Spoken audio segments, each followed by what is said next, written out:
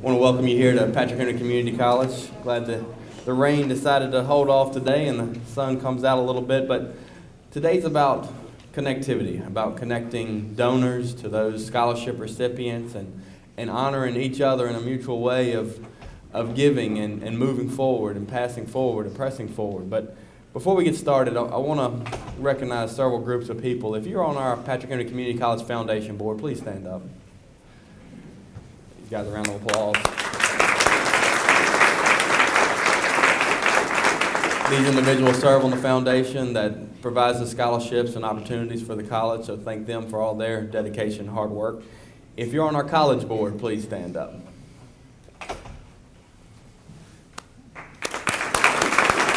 Thank you, Paul, for being here. The College Board is the official governing agency of the college, so thanks for Paul Geeb for being here.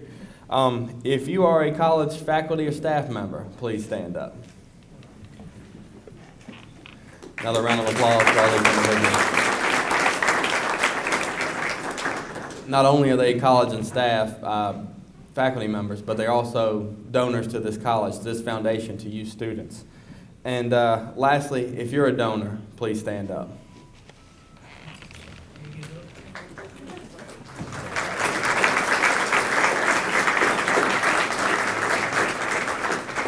Again, this luncheon today is about connecting. It's about connecting donors to scholarship recipients, and for you scholarship recipients to understand what a donor means. This may be the first time you have ever met that donor in your entire life, but they invested in you. They invested in your future, for your productivity to society, to move on as civilized human beings in a positive professional format. So as we go through this luncheon, speak to them. Tell them how much you appreciate them investing in your education here at Patrick Henry Community College, and them to understand that they've made a friend for life no matter where you go and where you move on, four-year school, into the workforce or so forth.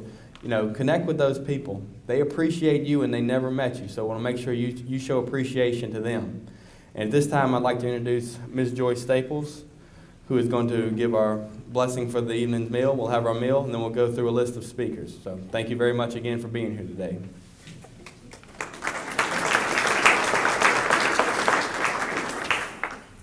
Good afternoon. Short people unite. Congratulations to all of our scholarship recipients and also our donors. Let us now bow our heads. Lord, we thank you for this glorious day you created. We invoke your presence at this luncheon today. Thank you for Patrick Henry Community College, its faculty, its staff, and our community supporters. We also thank you for the Patrick Henry Foundation, its board of directors, and the leadership. Now, our Father, we offer thanks to you for providing the food we are about to receive. Bless the hands that prepared this food for the nourishment of our bodies, so that we, in turn, can continue to serve you. In Jesus Christ's name, I pray. Amen. It's my honor to be the person to introduce our two speakers today. First, we have Connor Dwyer.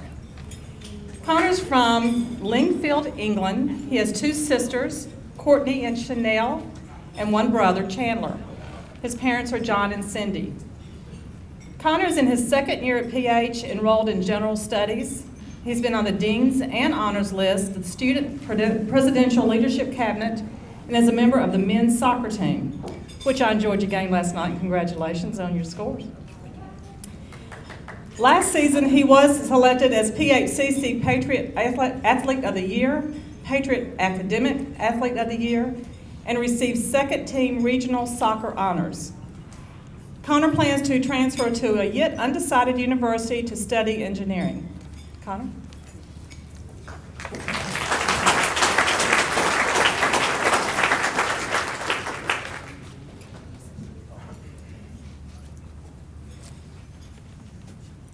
Hello, everyone.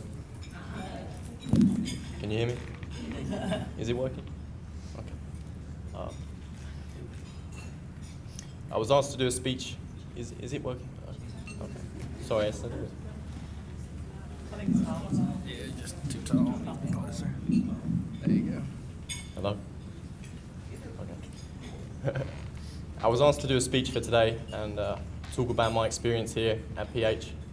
But before I begin, I'd like to share some facts about myself, just to give some context in addition to what was already said there. My name is Connor O'Dwyer. I am from England. I am 20 years old now, but I was 18 when I first came over in the August of 2014. I'm an American citizen, despite my accent, because my mum is from Oklahoma, and I'm on the soccer team here at PH. So in 2014, I was due to finish my schooling in England, and my dad sat me down and he said, "You have to get a job." So I did the first thing that I think most people would do, and I bought a plane ticket to a different continent.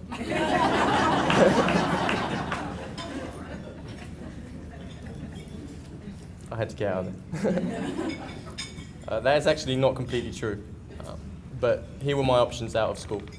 I could either get a job or continue my education and go to a university and maybe play soccer on the side, but soccer is my passion and I love to play, so I was keen to continue. The beauty of the American college system is that you're actually able to do all of these things simultaneously and quite seamlessly too. Last spring semester, I would go to class in the morning, play with the soccer team at practice 2 or 3 times a week, and on the days in between, I would referee high school games to make a nice little bit of money so that I could take my girlfriend out. And I actually met my girlfriend here at PH, so thank you. Thank you. Combining education with soccer was my main motivation for coming out to America. And when assessing my options, it was apparent that Patrick Henry Community College was the best able to give me the opportunity that I was looking for. And at fantastic value, especially with the great generosity of the scholarships that are provided here. I've been a student at Patrick Henry Community College for almost 3 semesters now. And having come from a different country and a different culture, I feel I'm able to offer a very fresh and different perspective, and these are the things that I have found. Primarily, I've found that the staff and the teachers here are very friendly and always willing to help and give guidance when needed. But most profoundly, and it was very apparent to me from the beginning, is that there is so much opportunity here. And if you are willing to put in the time and the effort and commit to the opportunity, you will be rewarded with great support and generosity. The scholarships, again, which are provided here, are a perfect example of this. To give more evidence of the opportunity, I'd like to list a few of the things that I've been exposed to in just over the year that I've been here. I was a member of Dr. Godwin's Student Leadership Cabinet. I gave an introduction speech to an American astronaut in front of 500 people at the 2014 VCCS conference in Virginia Beach. I got to go to Richmond and meet with the senator and look around the Capitol building. I've been to Washington, D.C. on a 2-day trip with the Multicultural Club. And with the soccer team, I've been to Maryland, North Carolina, South Carolina, and hell on earth, also known as Cuthbert, Georgia.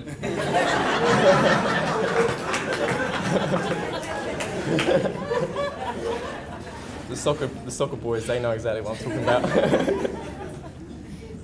And as of next week, I will be starting an internship in which the school actually organised and gave me the chance to take part in, and I was successful, so I'm very excited to start that. And I'm very thankful for that opportunity, as I am with all the other opportunities that I've been given. Aside from school, just the experience of living away from family and a home, and having to organise my life, I've learnt many things, and I've been matured and forced to grow up. I've learnt many things, both academically and non-academically, and I'm grateful for all the opportunities that school has provided and continues to provide. Thank you.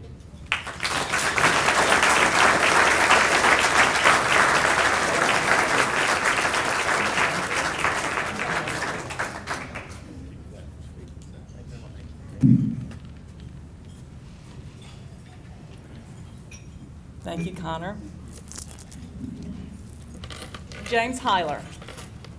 James was born in Martinsville, grew up in Patrick County, and he and his wife Lucy have recently moved back to Martinsville upon his recent retirement from the United States Department of Education.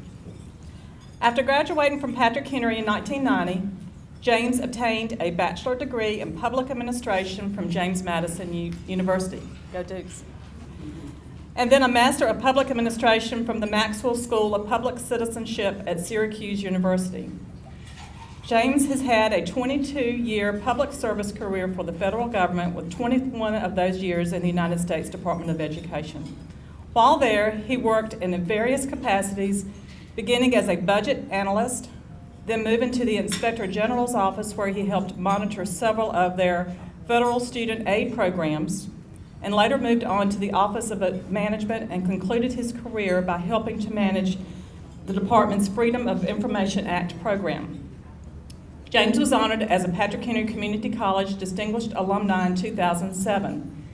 He and Lucy are happy to be back in Martinsville, where they plan to become involved in various community activities.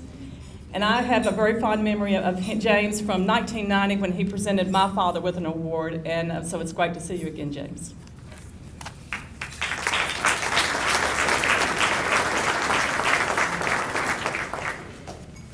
Good afternoon, everyone.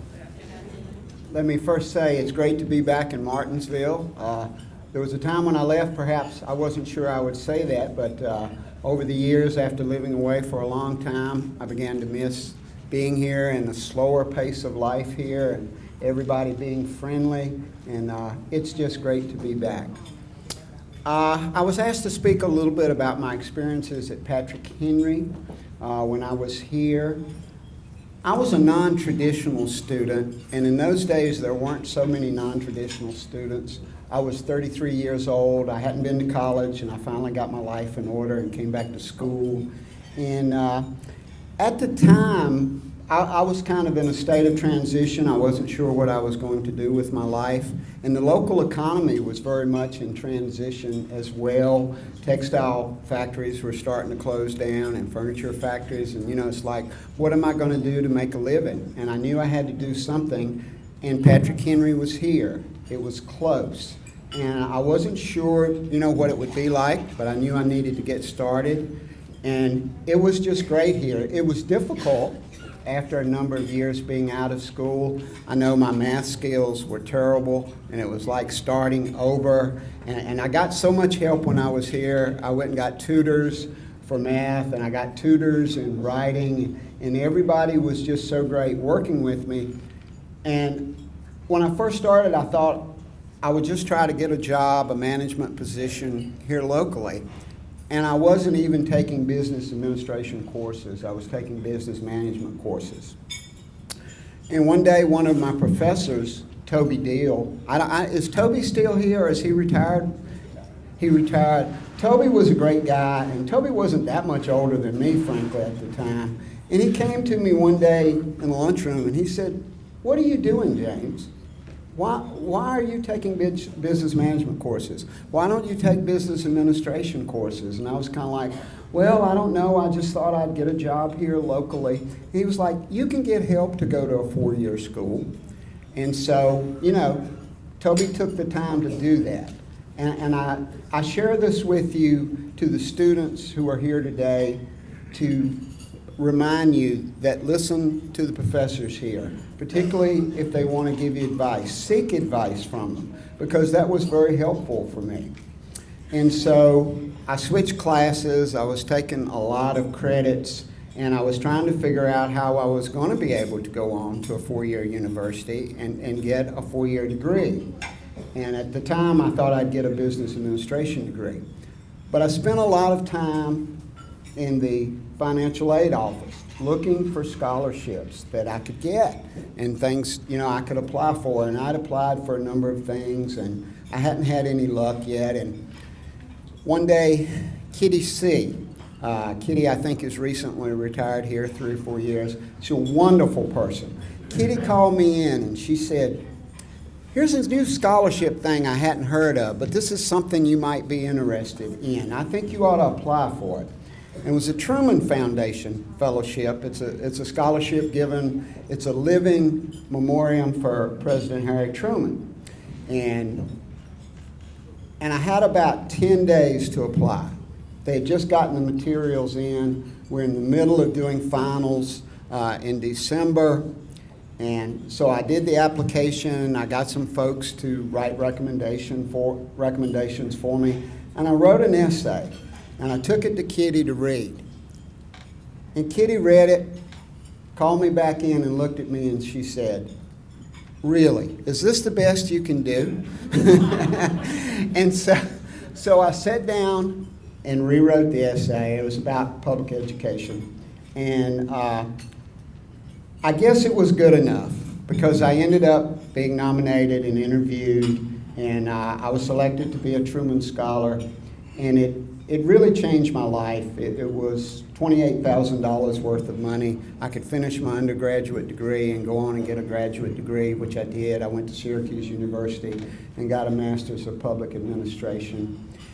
And it was really a life-changing event to be able to do that. And if it hadn't been for Kitty, I wouldn't have been able to do that.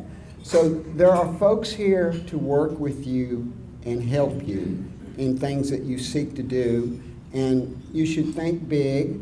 And you know, I ended up going to JMU in Syracuse. You can stay in the state and go to a school here. There are a lot of wonderful schools here, but you can go other places. Something else I'd like to talk about while I was being here at Patrick Henry, I was taught how to think critically. I'm not sure in high school we were pushed enough to think critically. Here at Patrick Henry, I had some professors like Whitey Pitts, Milton Davis, who, you know, they forced you to think. They forced you to work. And I know I used to drive Milton crazy, you know, in Algebra 2. It just drove me nuts. But he worked with me, and he was very patient. I would frustrate him so, but he would work with me and encourage me, and he encouraged me to go get a tutor, which I did. And it worked out very well for me. And so I was very fortunate. I got really lucky. But I did work hard when I was here. And I put myself in a position, I think, for good things to happen. And if there's any message that I can give to the students today that are here, it is that. Work hard, put yourself in a good position for things to happen, and stay open to possibilities. Perhaps some advice I could offer for some skills and things that you should learn, no matter what profession you think you might like to go into. There are certain skills in the workplace that are very needed. I saw this on a regular basis, interviewing job candidates for positions in the federal government. And communication and critical thinking are very, very important. Your speaking skills and your writing skills. In particular, I think writing skills are becoming more and more important. I mean, lots of job interviews now are being done long distance. You don't have a sense of sitting across from the people you're interviewing, and they are interviewing you too, which, by the way, is something you should do as a young person interviewing for a job. You should be interviewing the person across from you to find out what the culture of their organization is and what it's like. But back to my original point, I look at a lot of job resumes, and frankly, I could throw half of them out in the first 5 minutes. I mean, really. You send a very clear impression of who you are with your writing skills. And when that's a resume is the primary vehicle for someone to first get to know you, this is very important. So take the time to take writing classes, to learn how to communicate in a short amount of space. Make your salient points early in your conversation, what you want somebody, whatever message you're conveying, whatever is the primary point you want to make, know that you've got to make that in a hurry, and then you've got to support it and defend it. I'd just like to thank all the donors here that make it possible for students to go to college, to help them along the way. It's a great thing that you do. Thank you.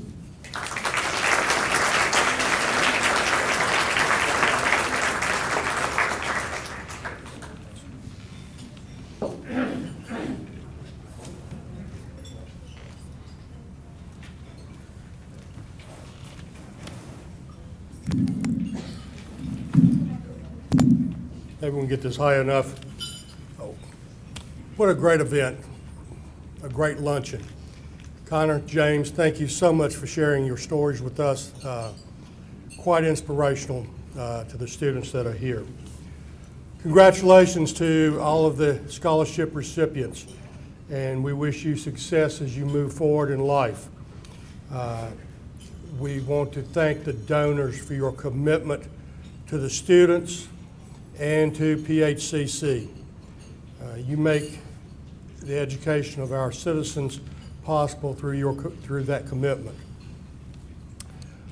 I want to thank the Foundation board members for your time and for your service to the school. It is very important, as you can see here today, as we continue to move forward with our students. And I want to thank all of you for attending. This has been a great event, and I think there will be some pictures after this. Either Letitia or Chris, one, will give you directions on where to go, and hope that all of you have a good afternoon, and thank you for attending.